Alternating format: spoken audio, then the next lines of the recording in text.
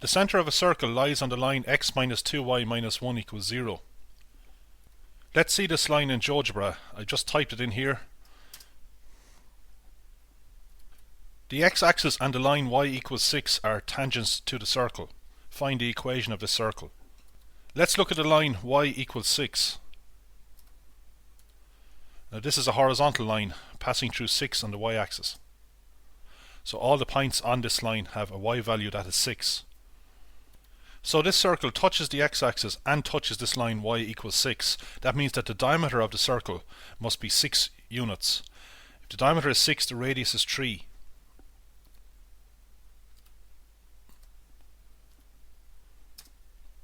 So the centre of the circle must be on this line, and of course it's on this given line here.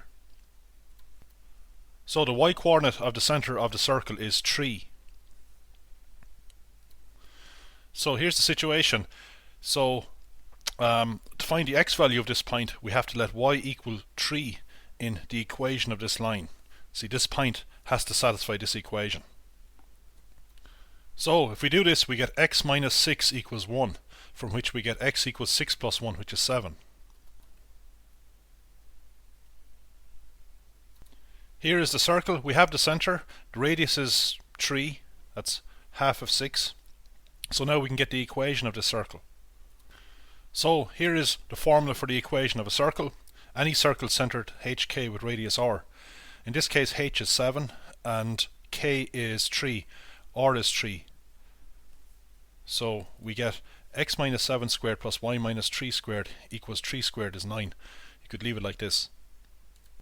A different circle has equation x squared plus y squared minus 6x minus 12y plus 41 equals 0. Show that this circle and the circle in part A touch externally. If the circles touch externally, then they look like this here, and the line joining the centres of the two circles passes through the single point of contact of the two circles. So there's only one point of contact, and the distance between the centres is equal to the sum of the radii. So if the radii are r1 and r2, and if d is the distance between the centres, then d must equal r1 plus r2. So this is the condition for circles to touch externally. So let's first of all get the distance between the centres of the two circles. Well, we already have the centre of circle from part A. It's 7, 3 as we know. We have to get the centre of this circle here.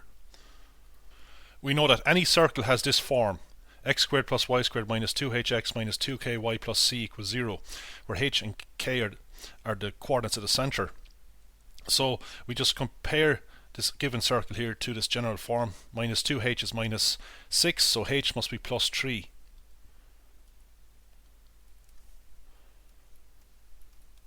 And minus 2k equals minus 12, that's the coefficient of y, so that means that k must equal 6. So we just halve the coefficient of x and change the sign, and halve the coefficient of y and change the sign to get the coordinates of the centre of the circle. To get the radius of the circle, we use this formula here. So h is 3, k is 6, c is the constant in the equation, which is plus 41, so we've minus plus 41. So this gives us the square root of 9 plus 36, which is 45, minus 41, which is 4, root 4, which is 2. So now we have the radii of both circles. We know the radii of the circle from part A. It was 3, radius, and the radius of the circle from part B is 2. Next we want to get the distance between the centres. So that's straightforward. We use the distance formula, which comes from Pythagoras' theorem. We get the square root of the difference in the x values squared. So you just subtract the x values, or x2 minus x1 if you want to call this one, say, x2 y2 and this one x1 y1.